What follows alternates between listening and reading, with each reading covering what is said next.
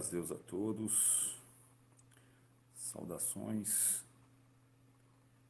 chamando o Anderson aqui, aguardando ele entrar conosco.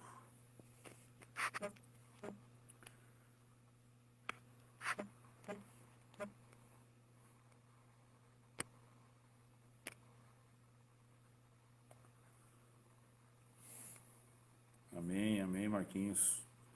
Amém a todos. Amém. Só aguardando.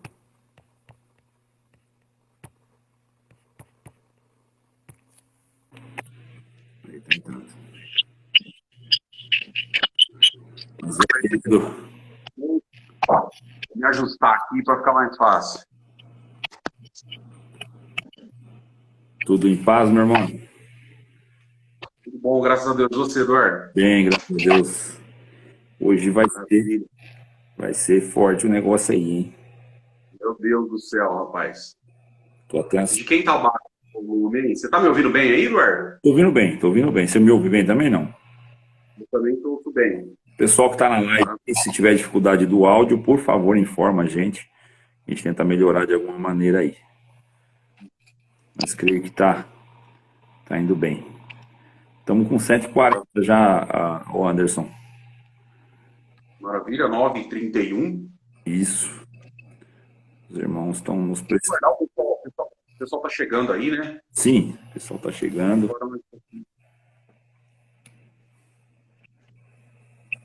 Maravilha. Como é que tá as coisas? Tudo tranquilo, né? Tudo em paz, graças a Deus. Deu tempo. Maravilha. Deu 157 pessoas. 60 já. Tá bom o som para vocês aí? O som tá bom para vocês? Aneilton. Se falar mais perto, tá captando melhor. Não sei se está distante o celular. Quando se aproxima, Então, encheu mais o áudio. vamos ver, vamos melhorar aqui. E aí, melhorou? Agora sim, ficou mais alto. Maravilha. Eu vou ficar assim, eu não vou colocar o fone para ficar melhor aí essa questão do Jorge. O pessoal tá dizendo que tá bom agora, né? Tá ótimo, ficou bem melhor. Já. E Itapeva, sejam bem-vindos aí. 205 pessoas já tá com a gente aí. Já dá pra gente dar o Anderson para ganhar o tempo, né? Show de bola. Bora? Bom, primeiro da introdução, né? Essa live tem por objetivo apontar um ponto de vista que nós temos sobre a Escritura mediante ao pecado para a morte, né? Trazer um conceito mais robusto, amparado pela Escritura, e com certeza vai ajudar muitas pessoas, até porque este muro, essa dificuldade, ela é mais do contexto da congregação cristã no Brasil, né? Do que das demais denominações cristãs. E desde já não é um ataque à congregação, não é um ataque ao ministério, não é nada disso. É apenas um desejo de compartilhar conhecimento com a querida Irmandade e trazer conosco, nessa mesma luz que o Senhor assim achou graça de iluminar alguns, que isso seja estendido a todos, né, Anderson? Deseja que chegue a todos. Bom, primeiro eu acho que a gente precisa de mostrar, como nós já tinha conversado antes, da onde parte o ponto em que começa a trazer informação bíblica da existência do pecado para a morte e o pecado para a não morte, né? Isso precisa tá bem esclarecido para a gente começar aí. Eu passo a bola para você e você pode tocar aí. Maravilha. Tem um pessoal que tá falando do som aí. É. Todo mundo tá ouvindo bem o Eduardo? Me ouvindo bem? Tá baixo o som?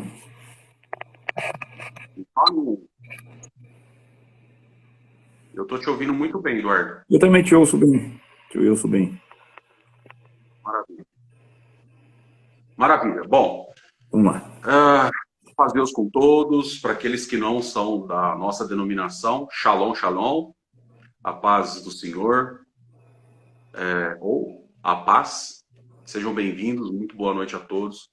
Esse é um tema que eu e o Eduardo pedimos muito a guia de Deus para a gente falar sobre ele. É um tema importantíssimo e durante muitas décadas esse tema não foi falado. Esse tema ele foi deixado meio de lado E apesar de ser deixado de lado, foi um tema que trouxe muitos problemas para muitas pessoas, para famílias, para pessoas, homens e mulheres, alguns até que, infelizmente, tiraram a própria vida. Então, por isso, um tema muito importante para a gente trazer aqui e esmiuçar ele e colocar aqui o nosso ponto de vista. São 294 pessoas que estão com a gente agora e a gente quer deixar muito claro aqui que nós vamos colocar o nosso ponto de vista em relação à Bíblia.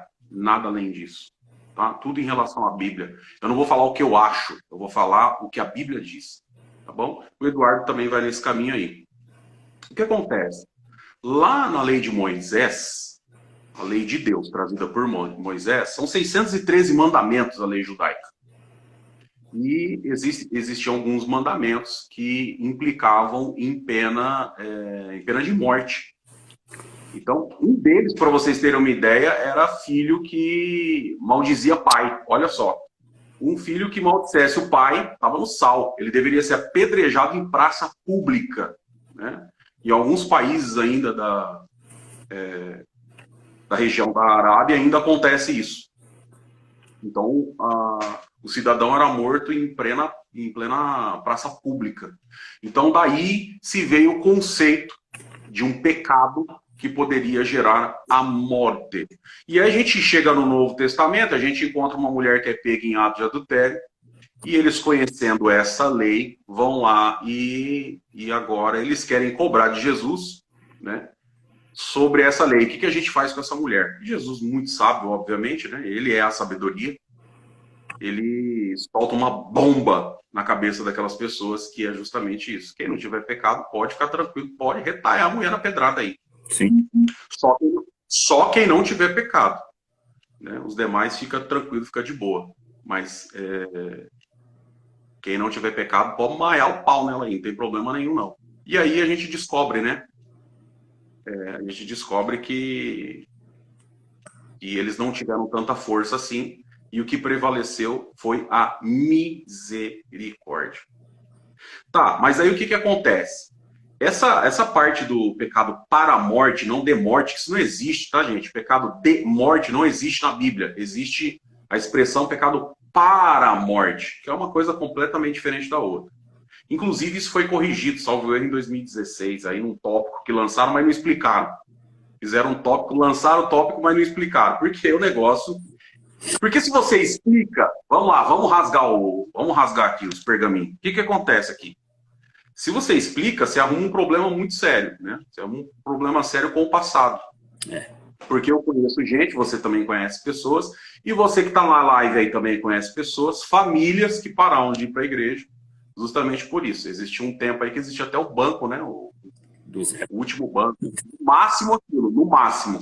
Né? E quantas vezes eu já ouvi, você já ouviu, e você que está na live também, alguém dizer, algum cidadão atrás de uma tribuna dizer, né? O teu lugar já não é mais aqui. Olha que esse negócio é forte demais, né? É um assunto muito forte para uma pessoa falar um negócio desse. Se colocar no lugar de Deus para colocar alguém para fora da igreja e dizer o teu lugar não é mais aqui. Gente, o negócio é muito sério. Então, essa é a parte da introdução aí, só para vocês. Travou? Você tá me vendo aí? Tô vendo, tá. Tá, legal. Então, só para ficar claro aí, né? Qual é a abordagem, né? Qual é a abordagem? O que nós vamos tratar hoje aqui? Sim. É bem provável que a chapa vai esquentar para a cabeça de muita gente aí. Mas estamos tranquilos, estamos com a Bíblia. Né? A Bíblia, inclusive, é um ponto de doutrina da maior parte das igrejas. Né? Nós cremos na inteira Bíblia e aceitamos... Aqui a parte do contendo, vamos pular, vai. Aceitamos como a infalível palavra de Deus, inspirada pelo Espírito Santo. Ela é a única e perfeita guia da nossa fé e conduta. Ela nada pode acrescentar, nem dela diminuir ao poder de Deus para a salvação de todo aquele que crê. Fechou? É nisso que eu creio, é nisso que o Eduardo crê, e essa é a nossa guia. Já que ela é a nossa única e perfeita guia, é nela que a gente vai se amparar hoje. Quem quiser correr e sair da live, fica à vontade. Quem quiser pular da ponte, não pule. Mas aqui a gente vai para cima e a gente vai com a Bíblia.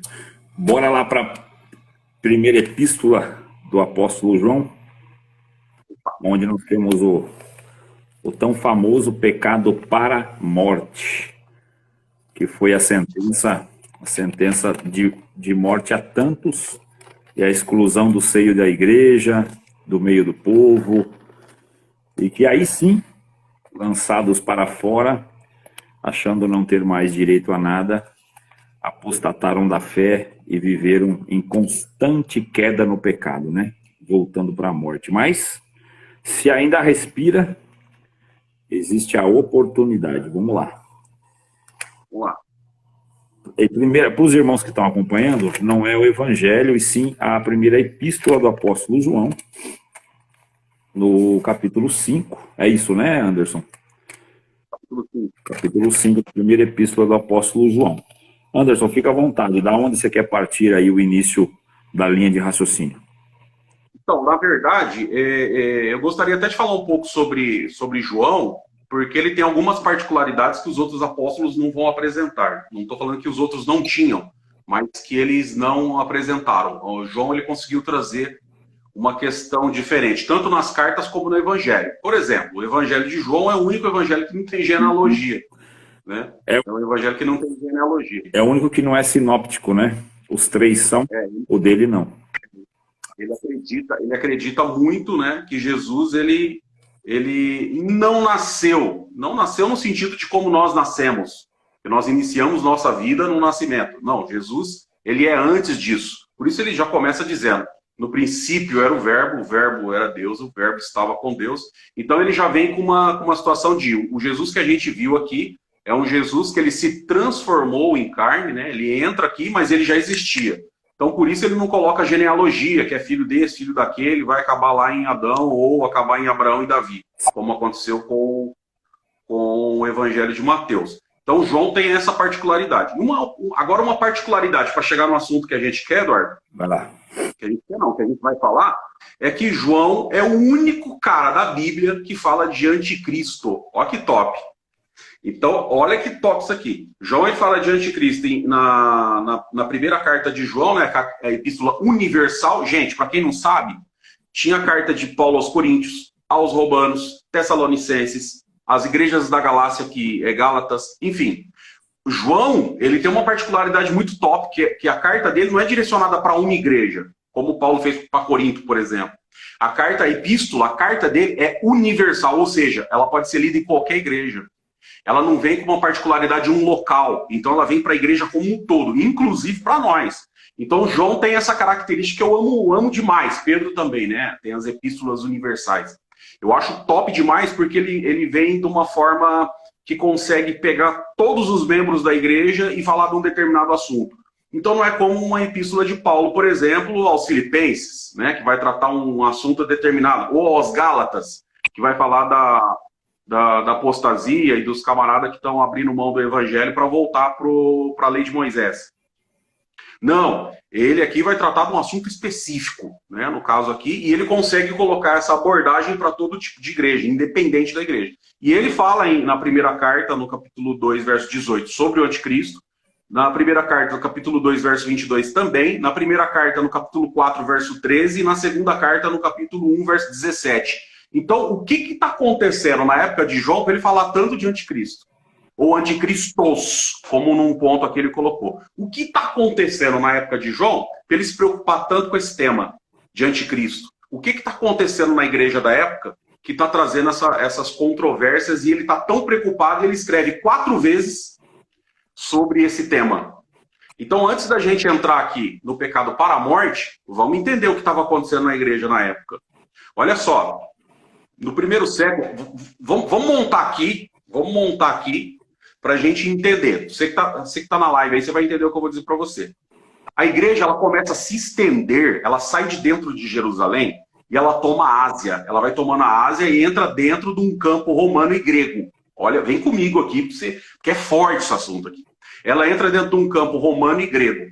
Grego, os caras é muito inteligente, os caras têm os maiores filósofos, vem com uma cultura romana e uma cultura macedônica. Então, ó, a gente tem a cultura macedônica, a gente tem a cultura grega e nós temos a cultura romana, impregnada em todos aqueles locais. Pra vocês terem uma ideia, a cultura macedônica veio com Alexandre o Grande, que foi aluno de Aristóteles, meu. O cara foi aluno de Aristóteles.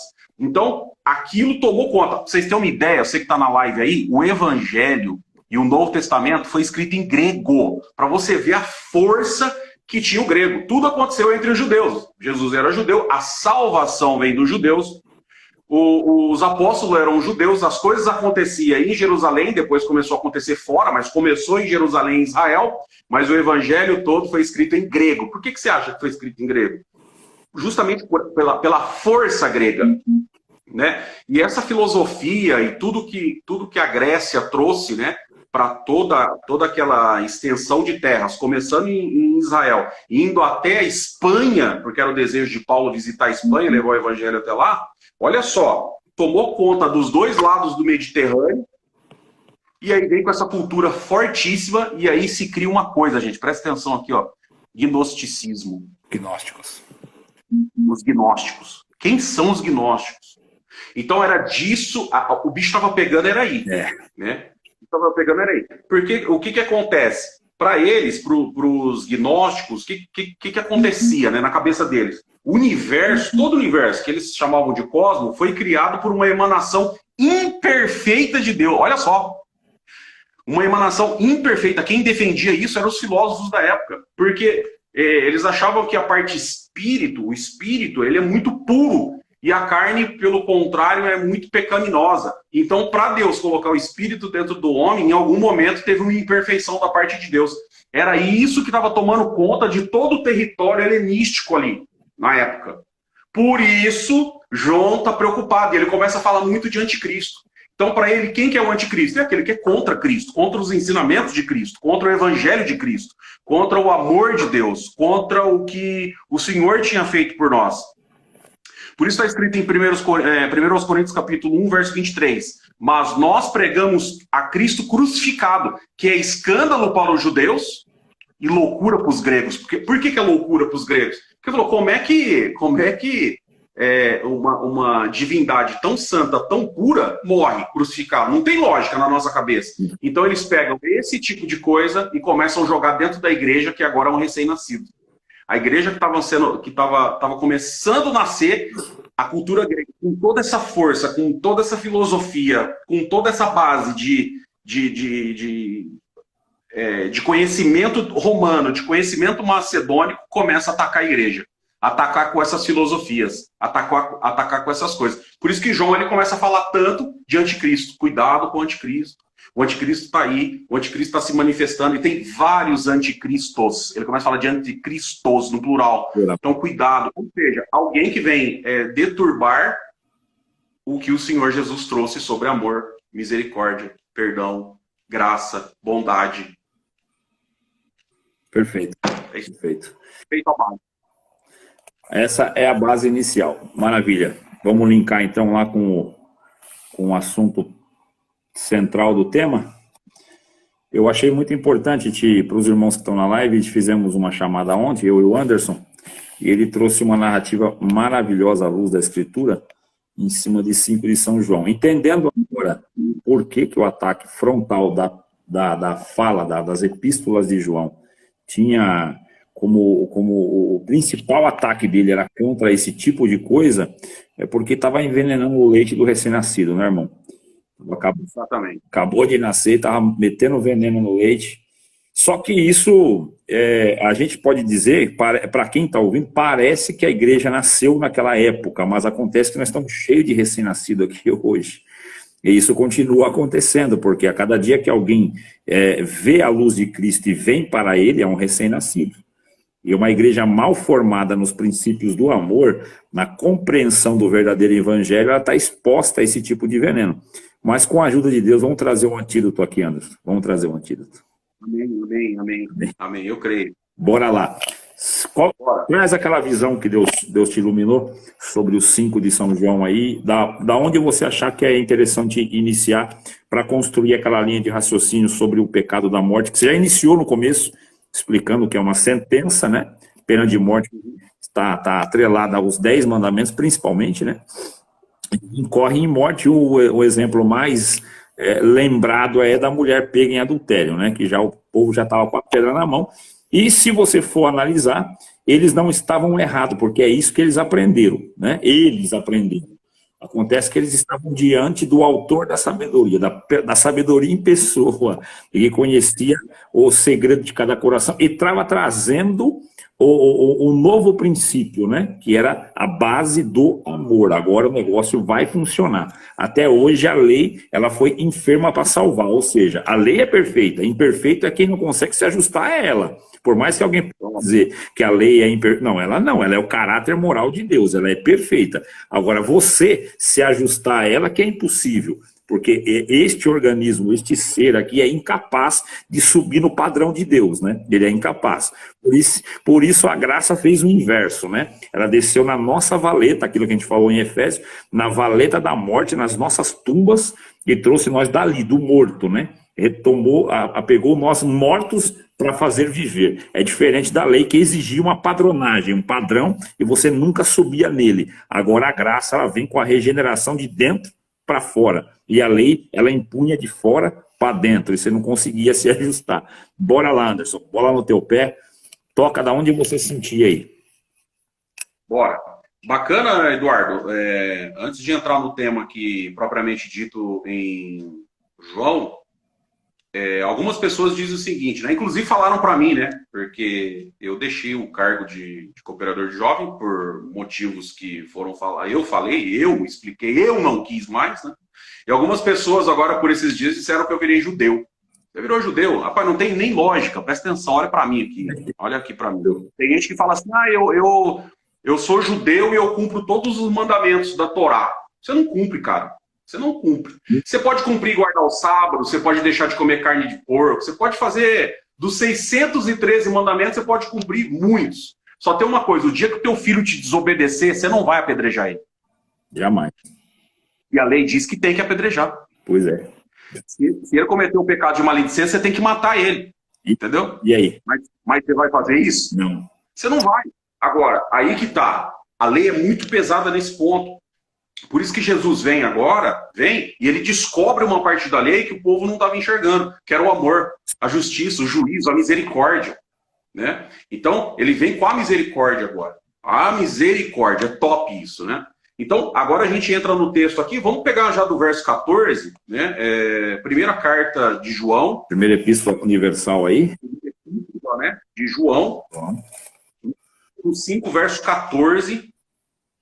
Ele vai falar sobre a eficácia da oração, como é importante a oração, né? E esta é a confiança que temos nele. No Filho de Deus, Jesus. Se pedirmos alguma coisa, segundo a sua vontade, ele nos ouve. Pô, já é forte isso aqui, né? Se a gente pede alguma coisa, segundo a sua vontade, não é a minha, segundo a vontade dele, ele nos ouve. Então tem algumas vontades, né? Por exemplo, o cara tem vontade que o vizinho dele morra. Cara, fica tranquilo que isso não vai acontecer. Porque a tua vontade, e se não for a vontade de Deus, não vai acontecer. Por isso está escrito aqui, né? Temos dele que se pedirmos alguma coisa, segundo a sua vontade, a vontade dele, então ele nos ouve. Então tem tanta coisa que a gente pede, né? E as coisas não acontecem, porque não é a nossa vontade, é a vontade dele.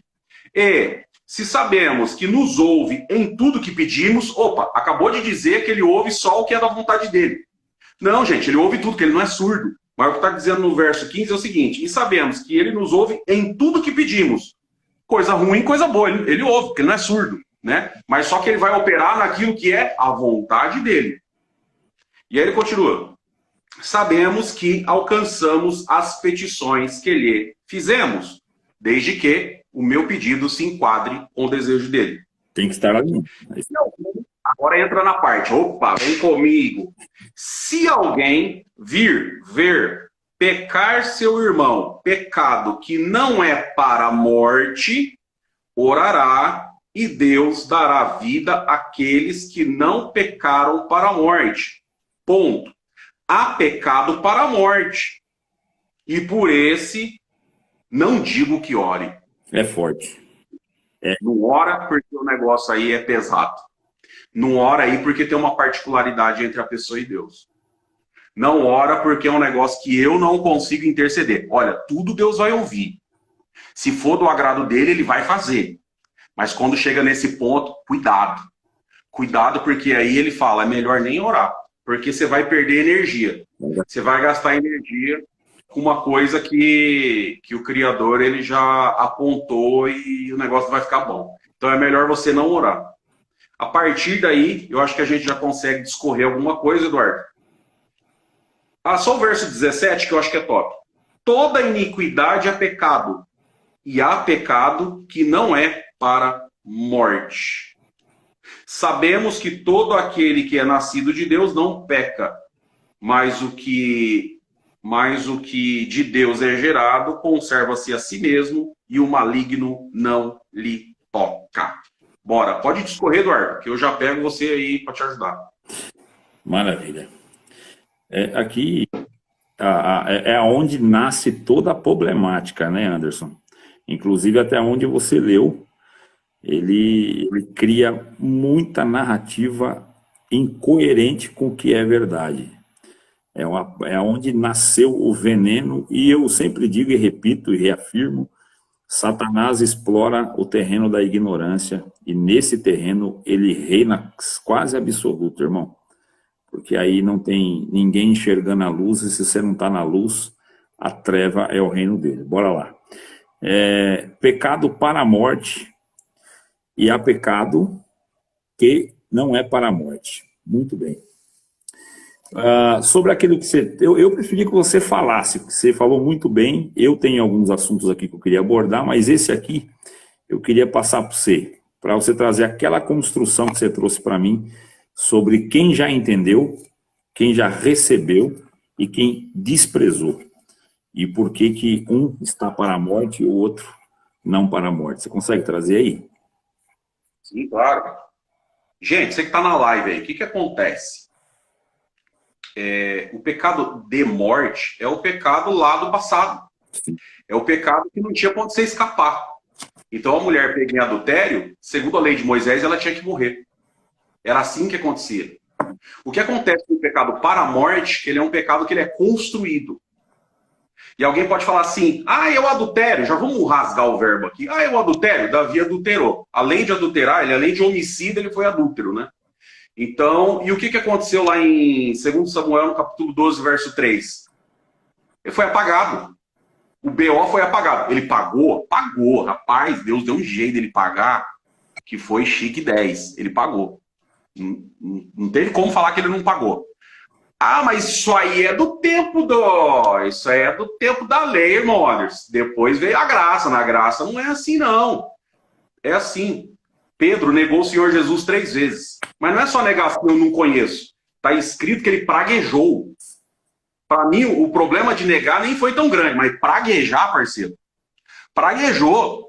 Ele, tipo assim, xingou na época, né, o Senhor Jesus. Porque falaram, você anda com eles? Rapaz, ele xingou. Eu vou andar com essa raça aí? Eu vou andar com esses podres aí? Imagina que eu vou andar com essa raça aí. Então, o que ele faz com o Senhor Jesus? Ele pragueja para tentar escapar da morte. Né?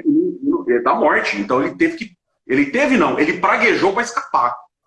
Então alguém fala, o Pedro negou. Não, negou, beleza, ele negou 3 vezes. Mas a parte pesada foi ele praguejar. Leiam depois aí Mateus 26, 74, 75. Vamos abrir já. Eu vou abrir aqui. Você não precisa abrir não, Eduardo. Eu abro por aqui. Olha o que está escrito aqui, que top, ó. Mateus. Bom, você que está com a Bíblia aí, acompanha aí. Mateus capítulo 26, versos 74 e 75. Olha o que está escrito aqui. Então começou ele a praguejar e a jurar, dizendo, não conheço este homem. Imediatamente o galo cantou e lembrou-se Pedro das palavras de Jesus que lhe dissera, antes que o galo cante, 3 vezes me negarás. E saindo ele, chorou amargamente. Agora, gente, quem chora amargamente, olha aqui para mim. Quem chora amargamente sabe que deu uma mancada grave. Não foi uma mancada comum, não. Foi grave. Vai lá, Eduardo. Tem um ponto que a gente precisa, já que a gente vai começar por aí, trazer a questão daquilo que o senhor falou sobre aquele que comete adultério em pensamento, né? Aquele que cobiça a mulher do próximo em pensamento, eu digo que já cometeu adultério, ok? Nesse ponto, o Senhor Jesus abaixa a régua num nível em que não tem nenhum que escape. Ele coloca todos dentro do mesmo balaio e fala, vocês tudo é morto. Ah, mas eu não cometi fisicamente, mas pensou? Vai negar, a boca vai negar. Ninguém vai falar, porque se falar o casamento todo mundo acaba. Então ninguém vai falar. Vai ficar quietinho dizendo que não passou pela minha mente. Mas passa. Você não vive uma vida sem passar isso daí. Você não consegue fugir disso. Cedo ou tarde, você vai ser incomodado e em momentos você vai deixar esse pensamento crescer. Nunca você vai expor isso. Até porque você tem uma imagem a zelar, então guarda para si próprio. Mas já que é para a gente arrebentar, então eu vou arrebentar na emenda. Todo mundo pensa assim. Um dia o senhor me deu uma palavra e apertou demais nesse assunto, e um dos irmãos veio me questionar um pouco indignado. Ele falou, irmão, Deus não fala assim. Eu falei, não, Jesus falou assim. Eu peguei este verso, trouxe. Ele falou assim, mas não, tem alguma coisa errada, porque foi, não, irmão, é o seguinte, se Deus pegasse, vou falar de mim e de você, que nós dois estamos aqui discutindo esse assunto, pegasse os pensamentos que passaram pela minha mente hoje e os teus, e exibisse num telão para toda a igreja assistir, nenhum deles saudava nós mais, irmão. Eles iam achar horrível o que passa pela nossa mente. E Cristo falou que se só em pensamento eu desejar, eu já cometi adultério. Então ele não disse que quem cometer fisicamente é pior do que quem comete só no pensamento. Ele disse que os dois é a mesma coisa, cometeu adultério. Está dentro do contexto do adultério. Então todos pecaram. Não é quem comete fisicamente ou quem comete só em pensamento. Os dois estão dentro do mesmo balaio, tem o mesmo peso e fede do mesmo jeito. Você precisa do Salvador. Vai lá. Tá boa. Forte. Não, e eu quero ver um ponto top. Ele tá com escriba e fariseu, que eram os caras que era tido como santo na época, né? Até a roupa dos caras era diferente. Escriba e fariseu. E olha o que Jesus, e saduceu, olha o que Jesus faz, né? Ele fala assim, ó, é o seguinte, eu vou falar uma coisa pra vocês. Se a tua mão direita, olha só, te fizer pecar ou escandalizar, se o teu olho te fizer pecar ou escandalizar, arranca fora ele, meu. Arranca fora, porque é melhor você entrar sem olho e sem mão do que o corpo inteiro ser jogado no fogo do inferno. O que ele estava querendo dizer com isso? Porque ele estava pegando uma sociedade machista. Aquele grupo, escriba e fariseu, não tinha mulher. Era só homem. E o que Jesus estava falando para eles? Eu sei o que vocês fazem, garotada. Eu sei o que vocês fazem com a mão direita e com os olhos. Eu sei o que vocês fazem. Entendeu? Sim. E o que ele estava querendo dizer? Para você que está na live, aí você já entendeu, e aqui a gente rasga o verbo, dá para falar tranquilamente. Ele estava falando do pecado de masturbação, que você faz com o olho, que era naquela época lá, que não tinha revista pornográfica nem vídeo, e os caras olhavam para a mulher dos outros, e com a mão direita ele praticava. Jesus falou assim, meus queridos, vocês estão no sal se depender disso. Porque vocês estão aí como um sepulcro caiado. Sim. Vocês são por fora, mas dentro vocês estão com um problema seríssimo. Vocês estão com um problema seríssimo, é disso que Jesus estava falando. E é isso que Jesus queria consertar. Né? Consertar na minha vida, na sua vida, na vida de você que está aí na live, todas essas coisas. Então, às vezes, nós estamos preocupados com uma coisa e está acontecendo outra completamente diferente na nossa vida que pode levar nós para a condenação. É isso que o pessoal não está conseguindo compreender. Entendeu? Sim. Quer ver um pecado terrível? Você se colocar no lugar de Deus. Você se colocar no lugar de Deus. Se coloque no lugar de Deus. Pronto, você cometeu um pecado terrível. Sabe quem quis fazer isso uma vez?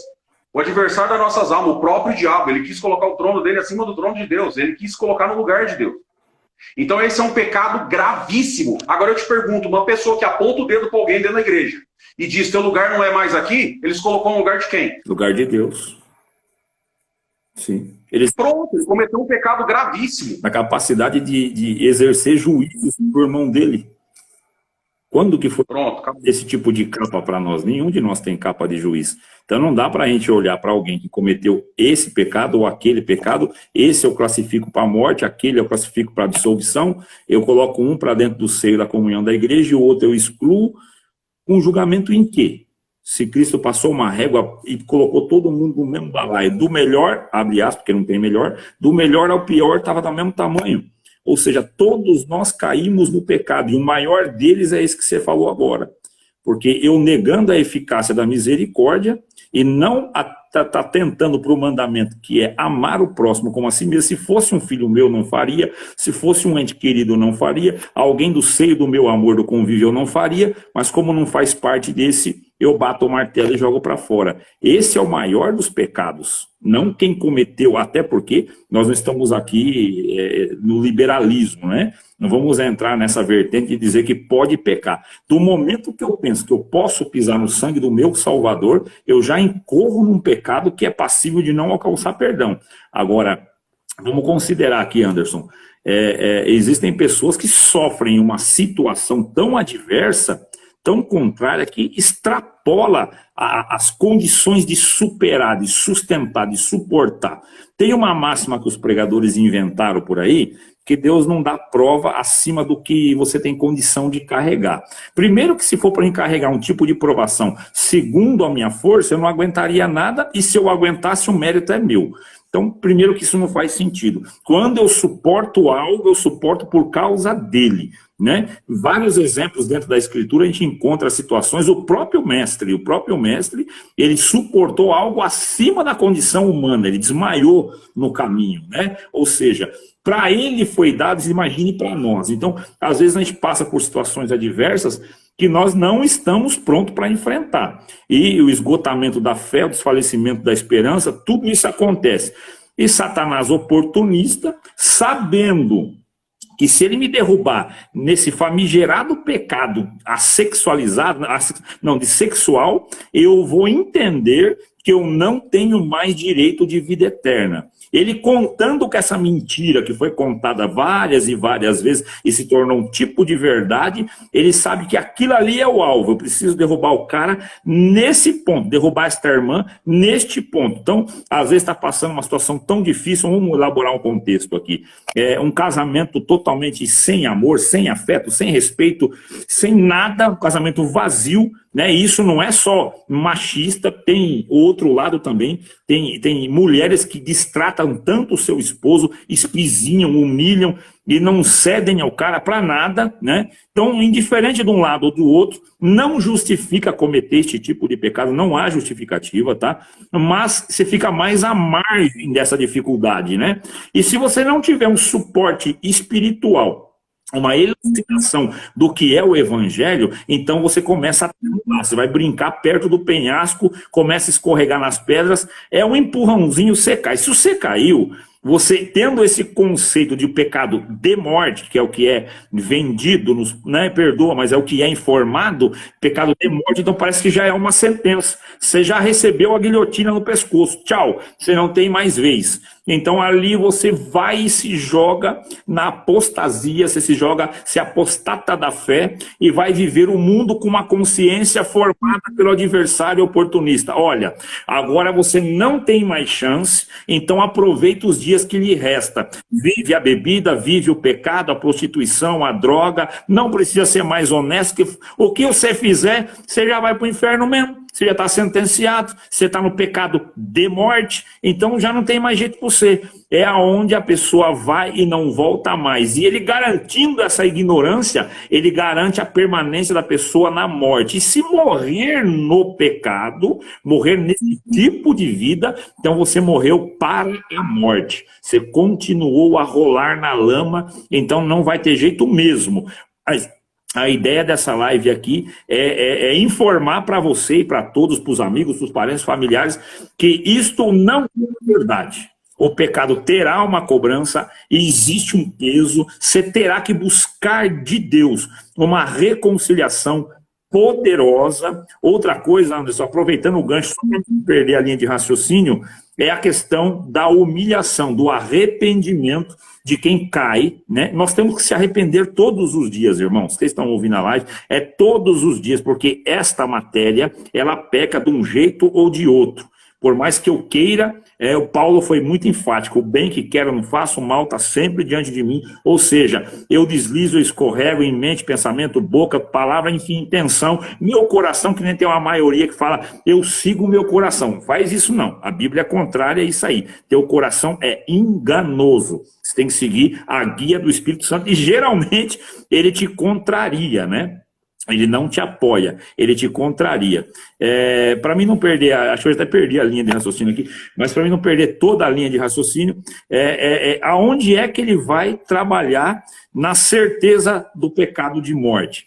Quando o que te disseram, ouviu desde pequeno, sempre os mais velhos ensinaram, porque foi uma leitura errática. Essa leitura errática transformou-se em informação, e foi replicada, se tornou um molde de verdade. Agora, se você não estiver dentro dessa caixinha, você está excluso da vida eterna. Amados, a vida eterna, voltando aqui, a vida eterna, eu sou incapaz de perdê-la se eu estou aos pés de Cristo. Eu não tenho potencial para perder a vida eterna se eu estou aos pés de Cristo. Eu não preciso ser santo, é Ele que me santifica. Vamos lá, questão da humilhação, do arrependimento. Quando você vai se arrepender, digamos que tenha pessoas aqui nos ouvindo, pessoas nas casas, que passou por isso, ou conhece quem passou, e está chorando e acha que não encontrou perdão, eu vou trazer um segredo do coração para vocês aqui. Quando vai buscar arrependimento, existe 2 tipos de arrependimento. Um, você chora muito e não alcança perdão. O outro, você chora e alcança perdão.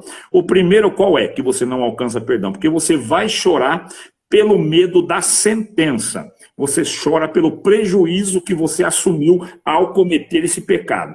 Como eu pequei, eu penso, eu perdi então o direito da vida eterna, o amor de Deus não está sobre mim mais, meu nome foi riscado do livro da vida, então eu começo a chorar por prever que eu vou ser condenado na eternidade, onde o bicho não morre, então ali eu começo a chorar, e eu vou aos pés de Deus, desesperado, para Ele retirar essa sentença de morte, me perdoar de alguma forma. Eu não encontro perdão nesse tipo de choro, porque eu estou chorando por mim mesmo.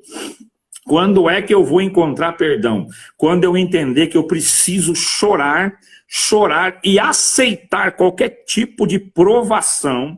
Eu aceito, Senhor, que tu tá certo e eu tô errado. Você vai chorar porque você ofendeu o teu Criador, aquele que sofreu morte de cruz, que é inenarrável, não dá para imaginar as dores que foram infligidas no corpo do justo por causa de mim e de você. E agora, por causa de eu ter pecado, eu tenho que chorar por causa deste sacrifício, por aquele que me amou sem eu ter nada, como está escrito, me amou ainda sendo pecador. Então o meu arrependimento é de ter ofendido a Deus, pisado hipoteticamente no sangue do meu Salvador.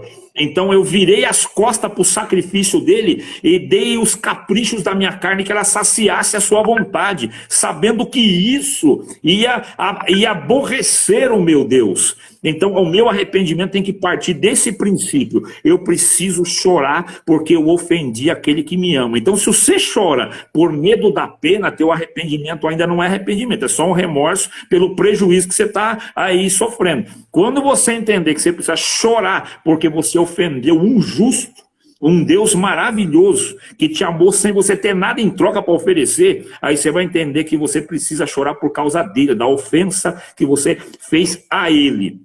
Esse tipo de arrependimento, ele pode trazer, não é uma promessa, tá? Ele pode trazer o alcance da misericórdia. Você vai precisar de fazer isso de forma genuína e sair do coração. Detalhe, Deus não ouve a boca de ninguém. Ele ouve, mas ele não atende a boca de ninguém. Ele ouve coração. Precisa de ter um coração expresso, como disse lá, acho que é Oséias, né? Que não rasguem os vestidos e sim os corações. É Oséias, né? Rasguem os corações. Ou seja, não adianta demonstrar indignação externa, você tem que mostrar internamente que você se arrependeu de ter ofendido o teu Deus. Bola no teu pé, nos perdoa do tempo aí. Top. Lucas 15, 21 vai falar exatamente disso, né? O filho, parábola do filho pródigo, aquele que esbanja, ou aquele que gasta, ou aquele que não conseguiu compreender direito as coisas. No capítulo 15 de Lucas, verso 21, diz exatamente isso. E o filho lhe disse: Pai, pequei contra o céu e perante ti, e já não sou digno de ser chamado teu filho. Mas o pai disse aos servos. Aí começa um discurso lindo do pai a respeito do filho. E é interessante essa parábola, dentro do assunto que a gente está falando, de pecado, justamente por isso. Porque esse camarada aqui, ele tinha pecado, e o pecado dele era grave. E quando a gente fala Ele destituiu, ele perdeu tudo que ele tinha, ele gastou com meretriz, com prostituta, e agora ele volta para a casa do pai, e o pai o acolhe, porque é pai. Né? Mas tem um segundo personagem, um terceiro personagem aí, que é o irmão mais velho. E o irmão mais velho, ele fica completamente indignado com isso daí, né?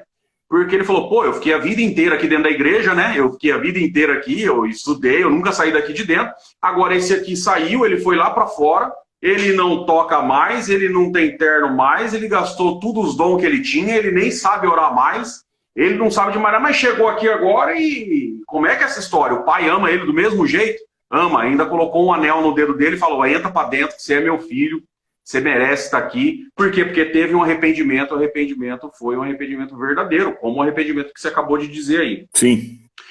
As duas parábolas anteriores da ovelha perdida e da dracma perdida, justamente é o exemplo do filho pródigo, né? A dracma perdida, ela se perde dentro de casa e a ovelha se perde fora. Então, o que se perdeu fora é a ovelha e o filho que estava dentro da casa, ele é essa dracma. Tem muita gente perdida dentro da igreja e nem sabe ainda, Eduardo.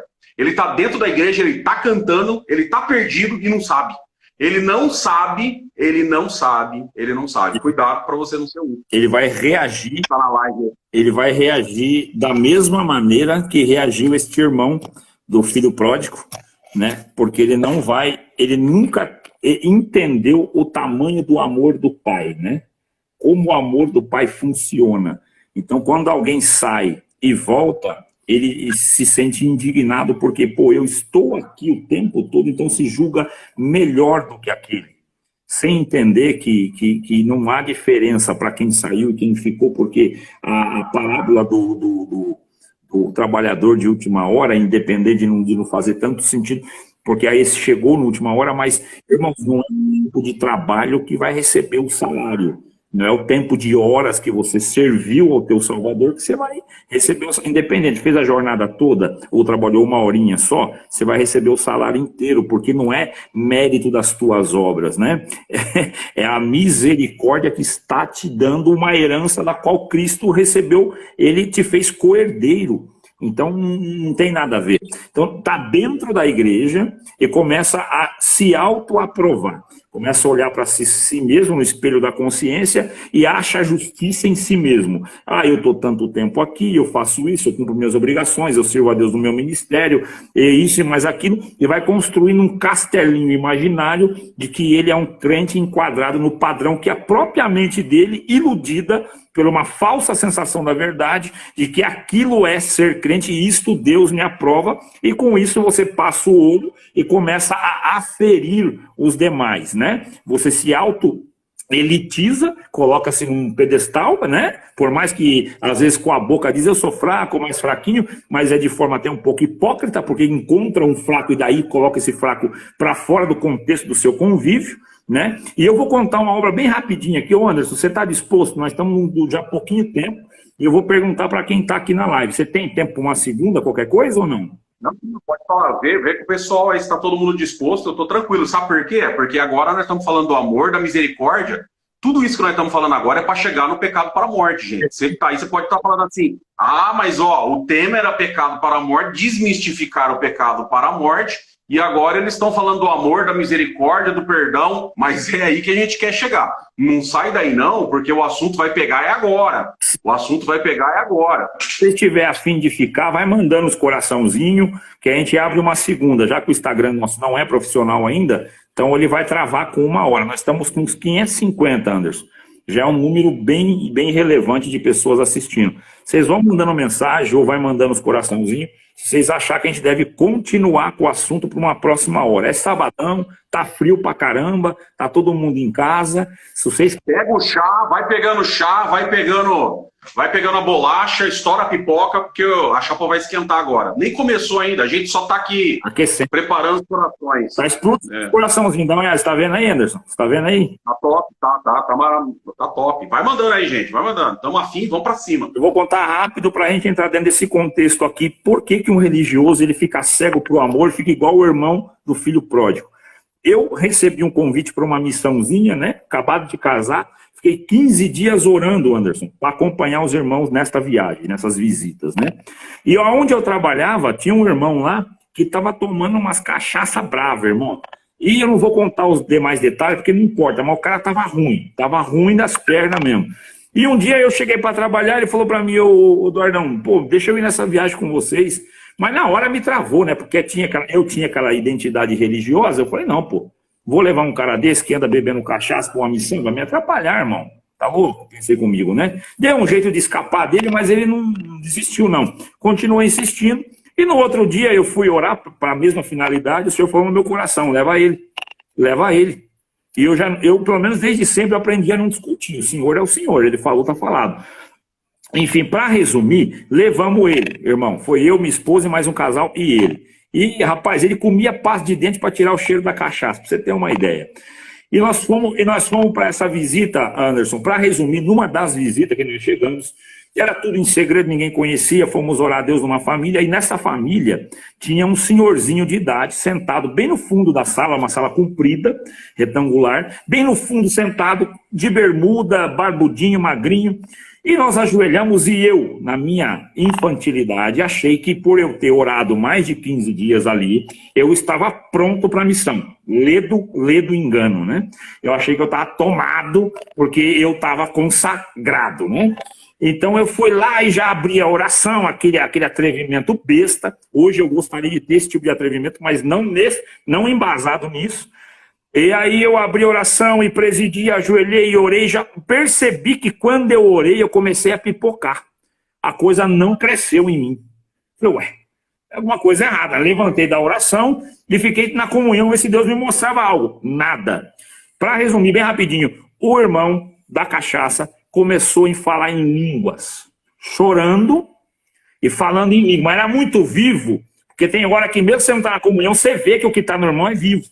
E era muito vivo, e eu fiquei, mas você não imagina o tanto de ponto de interrogação que ficou na minha cabeça naquela hora. E ele falando em língua, eu ofereci para os irmãos e ficava recuando de oferecer com ele, religiosíssimo. Aí eu peguei e não aguentei e falei, irmão fulano, Deus te mostra alguma coisa? Ele falou, não, irmão, não, quem sou eu?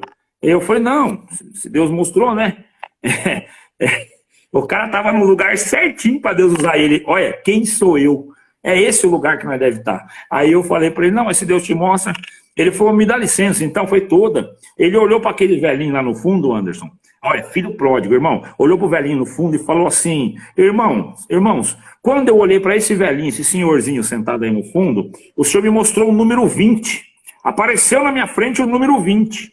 E eu falei, senhor, o que é isso? O senhor falou no meu coração, tá vendo meu servo que está sentado ali? Ele é teu irmão, lavado e remido no mesmo sangue. Faz 20 anos que ele está parado, 20 Santa Ceia que ele não toma. Dá um abraço nele que o resto eu faço. Ele saiu daquele lugar, deu um abraço no velhinho, Deus devolveu o dom de língua pro velho que estava 20 anos parado, irmão.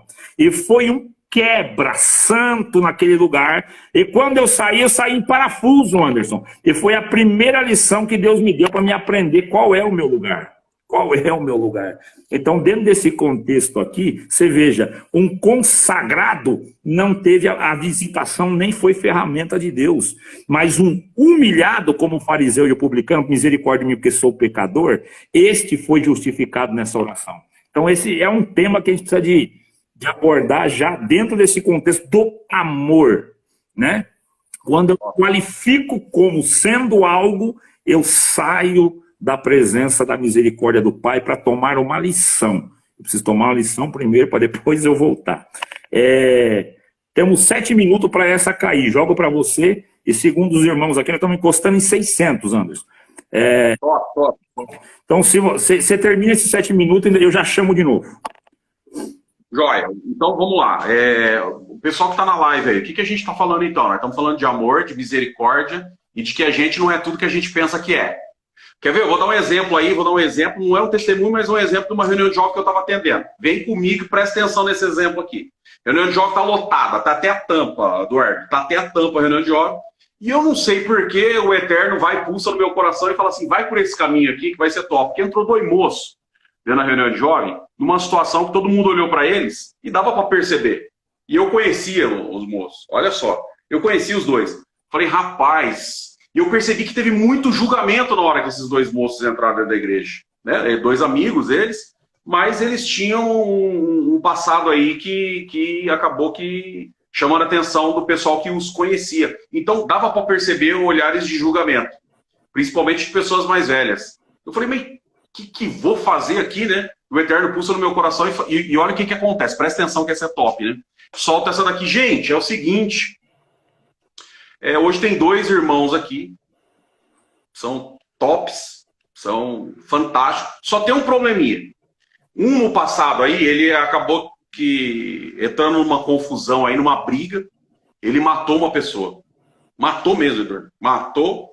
E para tentar fugir da polícia aí, como ele estava meio que sozinho ali na hora que ele cometeu o crime, ele enterrou o corpo num terreno baldio, para ninguém ver. E vazou da cidade. Só que hoje ele está congregando com nós aqui. Ele está aqui com nós. E o desejo dele é tomar conta de uma grande região e ensinar a misericórdia de Deus para as pessoas. E eu tenho certeza que vai acontecer isso daí. Porque o camarada tem potencial. Matou uma pessoa, enterrou, mas tamo junto. E o outro rapaz, ele teve um problema no relacionamento dele. Né? A mulher dele não amava ele não amava muito. Aquele casamento de crente arranjado, sabe? Que o pai quer que casa, a mãe também quer que casa, os dois lados, e aquele casamento meio arranjado, o camarada casou. Só que a mulher não gostava, nem filho para ele deu, rapaz, pra você ter uma ideia. E aí ele acabou adulterando com a vizinha, rapaz. Ele adulterou com a vizinha. E aí, para não ter problema, né, perante a sociedade, para parecer uma coisa justa, ele foi lá e matou o marido dessa mulher aí, né, e fez parecer um acidente. Fez parecer um acidente, para ele ficar tranquilo, né, e a mulher também ficar tranquila. Ah, o camarada morreu, agora a gente pode casar. E eles casaram, foi interessante. E hoje ele está aqui na igreja com a gente. Hoje ele está aqui na igreja com a gente também. Os dois estão aqui. Então, para mim, 2 exemplos maravilhosos. Para você que está na live, eu acho que você está entendendo, né? São 2 exemplos maravilhosos. Um que mata uma pessoa, enterra o corpo dele e vaza. E depois o outro que pratica o adultério, mata o marido da mulher, entendeu? Para ficar com ela, casa e inclusive tem filho. Olha que coisa interessante. E eles são 2 pessoas que para mim são exemplos de vida e fala muito ao meu coração. Eu aprendi muita coisa com eles dois. E eles são líderes maravilhosos. Todo mundo cresceu a paz, dava para ver o rosto de espanto de todo mundo. Me levanta e eu falei assim, eu gostaria muito que eles falassem hoje aqui um pouco, alguma coisa, né? Testemunhassem, falassem alguma coisa. Tinha um irmão, no dia tinha um irmão do ministério, e ele levantou, foi lá em mim e falou assim, mano, rapaz, cuidado que isso é sério, rapaz. Não pode colocar homem assim para testemunhar. Ainda mais nessa situação, não faz isso não. Você perde seu ministério com um negócio desse. Eu falei, ó, irmão, que tá falando que eu vou perder o ministério se eu fazer isso daqui. Só que é o seguinte, sabe quem são essas pessoas? Essas pessoas, um é Moisés, o outro é Davi. E eles estão aqui dentro da Bíblia. E eles falam sempre dentro da igreja. A história de vida deles é contada em quase todo culto. Se não for falar alguma coisa de Moisés, se não passar por Moisés, vai falar alguma coisa de Davi. Sobre esses 2 caras, sobre esses 2 personagens. Isso é o maior exemplo da misericórdia de Deus. Deus conseguiu apagar os problemas que Moisés cometeu, gravíssimos, e os problemas que Davi cometeu, gravíssimos. Nós não estamos falando aqui que tem que ter libertinagem, viu? Presta atenção aí. Nós não estamos abrindo porta para pecado aqui. Nós estamos querendo dizer que existe um Espírito que é santo, existe um sacrifício que é santo, e tem um Deus que é santo, por isso é 3 vezes santo, que conseguiu trazer uma obra de salvação para a minha vida e para a tua que está aí. Então, eu sou do tipo da pessoa, e eu creio que o Eduardo também, e você, a maioria dos meus seguidores são assim, pensam da mesma forma que eu, por isso me seguem, né, que acreditam que o amor de Deus não tem prazo de validade como um leite longa-vida. Que essas pessoas acreditam sim que o amor de Deus ele vai além das coisas, além das paredes, ele vai além da cor da pele, ele vai além do dinheiro, ele vai além da casa em condomínio fechado. O amor de Deus ele desce sim na favela, ele desce lá dentro da boca, ele vai lá dentro do tráfico. O amor de Deus ele consegue entrar dentro de uma biqueira. Para você que tem filho nessa situação e você diz, meu filho não tem mais jeito, para você não tem, mas para o Deus criador do universo, para aquele que tudo pode, o poder dele tem sim. Ele tem condição sim de entrar dentro da biqueira, onde o teu filho está agora, fazer o teu filho chorar, entrar dentro do coração do teu filho e fazer ele voltar para tua casa ainda nessa noite. Sim, é o Deus que eu creio. É o Deus que o Eduardo crê. E é o Deus que a maioria das pessoas que estão vendo essa live crê. O Deus do impossível, Lucas 1,37. Para Deus, nada, absolutamente nada é impossível, é nisso que eu creio. é nesse amor que eu creio, é nessa misericórdia que eu creio. E aí vocês vão dizer, o que isso tem a ver com pecado para a morte? Já já você vai descobrir, que eu não sei, deve estar para cair aí, né, Eduardo? Okay. Já já você vai descobrir, porque agora nós vamos juntar essas duas coisas, o recheio do bolo e as camadas, nós vamos juntar tudo, você vai compreender o que é o pecado para a morte, você vai compreender qual que é o pecado que pode te levar para a morte, você vai compreender o tamanho do amor de Deus e da misericórdia e por que tantas pessoas desgraçaram as suas vidas por causa de um discurso de um cara que se achava santo. Fechou. Vamos para a próxima, então. Antes que caia. Vamos. Eu acho que é melhor até a gente fechar já e iniciar uma, antes de esperar cair. Pessoal, Eduardo, você já vai fechar e abrir? Isso, imediatamente. Beleza. Fique aí, vambora. Vambora. Tamo junto.